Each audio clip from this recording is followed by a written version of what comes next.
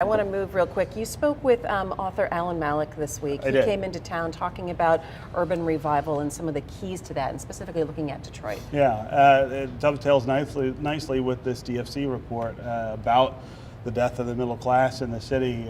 He is really looking at the ways in which this revitalization that's taking part in some places of the city is not reaching most people. All right, well, let's go ahead and take a look.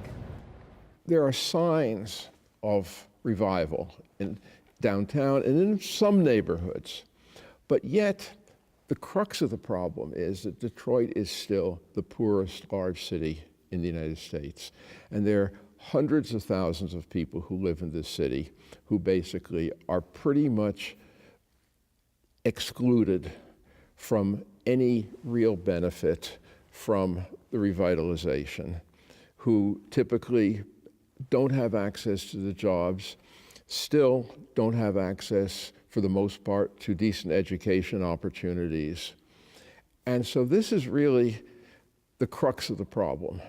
How can a city like Detroit revive and provide a better life for the people who are here already?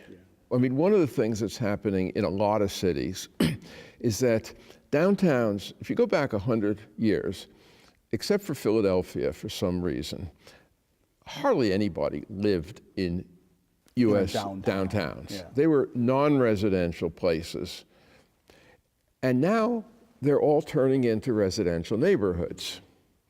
As you know, you have people converting these 1920s office buildings and industrial buildings and so forth. And so are they going to continue to be the city's shared space? I think it's Detroit. I see it as a particularly intense issue, both because the redevelopment of downtown, I think in large part because of the amazing infusion of money from Dan Gilbert and his partners, has moved ahead much faster than any change in the rest of the city's neighborhoods. So it's really, while at one level, it's great.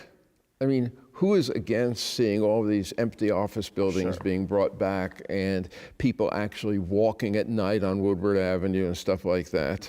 But at the same time, it runs the risk of, in a strange sort of way, actually exacerbating the division. How do we convince either private investors, philanthropy, or government to value these neighborhoods as much as they do these other places?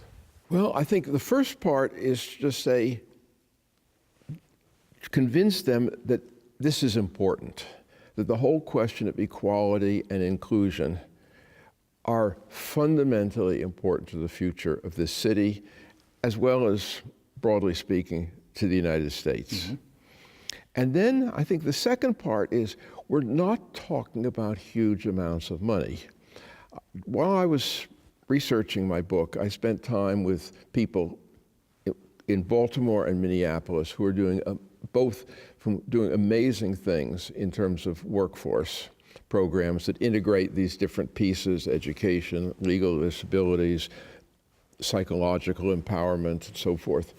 And I asked both of them, how much more does what you do cost than sort of the plain vanilla stuff that basically creates a revolving door operation? One of them said, oh, let's say about $5,000 a trainee. The other one said $8,000 to $9,000.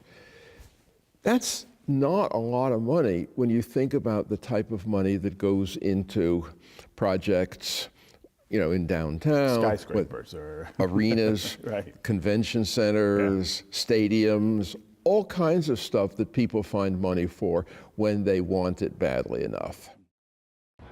And you can see Stephen's full interview with Alan on our website. Just check it out there.